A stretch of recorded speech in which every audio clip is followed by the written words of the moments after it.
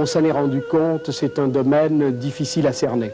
Mais les droits socialistes de l'homme, l'association Droits socialistes de l'homme ajoute une nouvelle dimension à la Déclaration universelle des droits de l'homme en lui apportant tout ce qui lui manquait peut-être, étant donné l'évolution de nos sociétés modernes, comme le droit au travail, le droit aussi à la dignité et tout simplement le droit à la vie.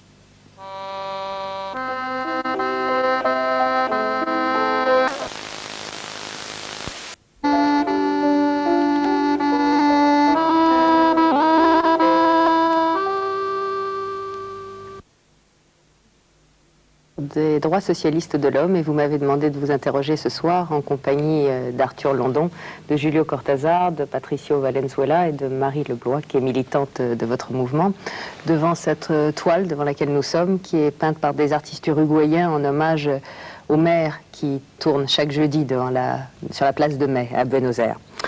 Alors je voudrais que vous nous parliez d'abord de ces droits socialistes de l'homme. Je voudrais d'abord vous demander si vous êtes mis au goût du jour et si tout étant socialiste, les droits de l'homme le sont devenus aussi par votre grâce. Eh bien, avant l'arrivée de la gauche au pouvoir, comme maintenant, nous avons réclamé la reconnaissance de nouveaux droits de l'homme, des droits de l'homme nouveaux qui, mis bout à bout, comme en 1789, constituent l'architecture d'un projet de société. À cette époque, c'était l'architecture du projet de société républicain, libéral. Maintenant, c'est le projet de société socialiste. C'est-à-dire, c'est une nouvelle étape. C'est une nouvelle étape, c'est une deuxième phase dans la conquête des droits de l'homme. Nous parlons, nous, de droits de l'homme à l'autogestion, de droit au travail, droit à la culture, droit à l'environnement. C'est la perspective dans laquelle nous nous plaçons 7 ans avant le bicentenaire de la déclaration de 1789, parce que nous voulons que cette célébration du bicentenaire ne soit pas statique, mais qu'elle soit un acte politique décisif nouveau. Bon, ça, c'est une vocation purement française, je dirais, de nos sociétés occidentales développées dans la société française. Disons que vous avez décidé de donner, oui, un nouvel élan aux droits de l'homme et d'aller vers une nouvelle étape. Mais vous avez une vocation internationale aussi. Nous avons une vocation internationale en ce sens que notre langage ne concerne pas seulement la France, même si au début nous avions une vision hexagonale des choses. C'est la raison de la présence de notre ami Arthur London pour l'Europe de l'Est et de nos amis chiliens et argentins. Et il pourrait y avoir également des amis africains. Là, vous vous battez pour les droits de l'homme dans leur définition traditionnelle ou aussi pour des droits socialistes? Nous nous battons pour des droits socialistes de l'homme, c'est-à-dire pour de nouveaux droits de l'homme en Amérique latine, après la reconquête des libertés classiques. Alors pour l'Argentine, en France, on connaît votre action puisque depuis 3 ans, un peu plus de 3 ans, vous avez organisé des manifestations chaque jeudi devant l'ambassade d'Argentine. Et pour l'Europe de l'Est, vous avez fait des choses aussi ici en France? Nous avons fait des manifestations devant l'ambassade de Tchécoslovaquie à plusieurs reprises, devant l'ambassade de Roumanie. Moi-même, j'ai été matraqué à plusieurs reprises devant l'ambassade du RSS avec quelques amis le 1er mai 1980. Alors Arthur London, puisque vous êtes là, je rappelle que vous êtes rescapé des prisons tchèques, héros réel de l'aveu, qui est votre livre et qui a été popularisé aussi par le film de Costa Gavras, dont le héros était Yves Montand. J'ai envie de vous dire, les droits socialistes de l'homme, ce que je disais un peu à Pierre Bercy, c'est peut-être un luxe, disons un peu trop, d'une étape qui sera l'étape suivante pour les pays de l'Est, et qu'actuellement il y a des priorités plus urgentes, qui seraient les droits de l'homme tout court. Dans les pays de l'Est, il y a une situation très grave qui se passe. Le droit de l'homme est inscrit dans la Constitution, inscrit dans les lois. Souvent les lois sont interprétées, la Constitution n'est pas appliquée. Elle est erronée, trompée. Et ceux qui luttent pour l'application, comme en Tchécoslovaquie, la Charte 77, et les VONS, les comités de persécutés injustes, qui luttent pour l'application de la Constitution, l'application des lois, l'application des lois de Helsinki, du traité de Helsinki que le gouvernement tchèque a signé, comme d'autres gouvernements, se trouvent sur le banc d'accusés. Accusés de subversion, condamnés à de lourdes années de prison. Dans les pays, les gens sont persécutés. Donc, c'est d'autant plus brutal parce que c'est un régime qui se prétend socialiste. C'est ça, le décalage est d'autant plus grand, c'est ça. Le socialisme qui ne se conjugue pas avec la démocratie et la liberté n'est pas un socialisme authentique. Et aujourd'hui est toujours valable, plus que jamais, la devise de Rosa Luxembourg, pas de démocratie sans socialisme, pas de socialisme sans démocratie.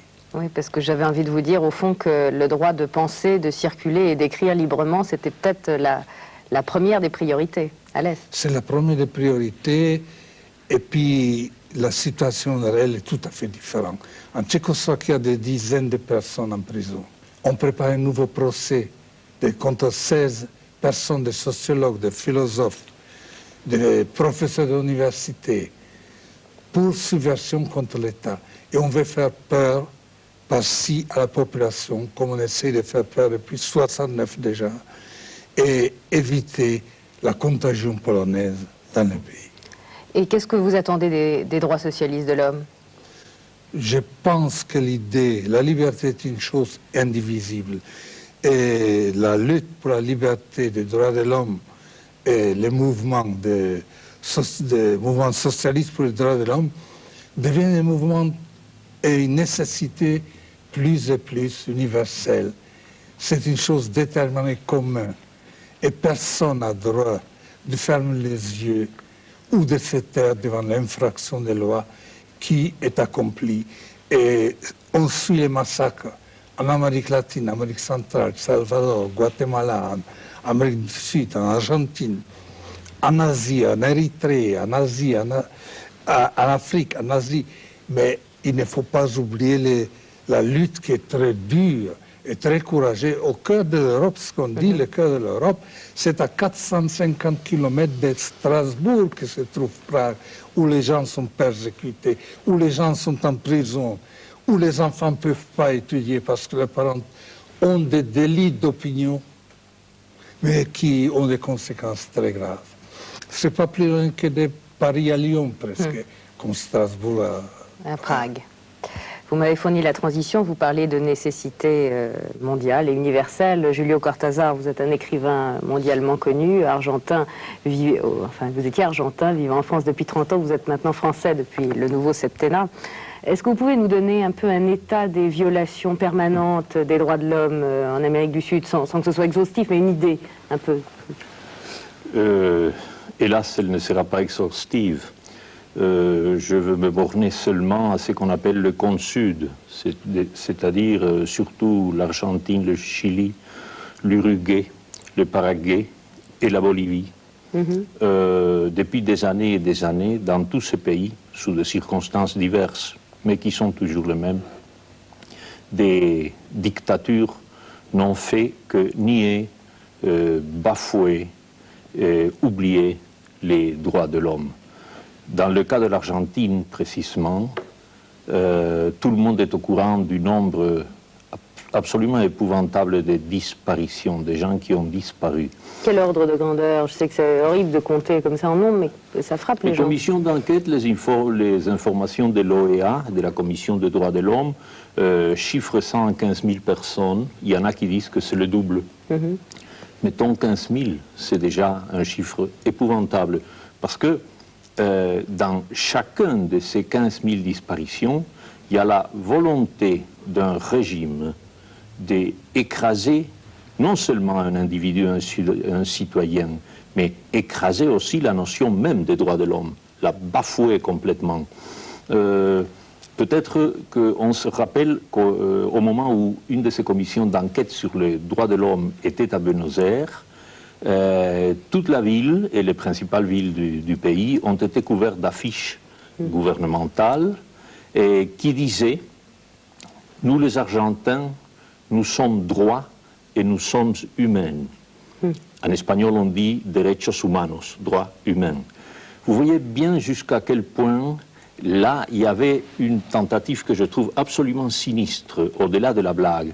C'était non seulement de faire la blague en soi, dire nous sommes droits dans le sens, nous sommes honnêtes, et nous sommes humains parce que nous sommes gentils, nous les Argentins. Non, c'était de s'aimer la confusion dans le peuple, et spécialement dans les enfants, dans les écoliers, dans tous les gens qui se font des droits humains une idée un peu peut-être trop abstraite, trop codifiée.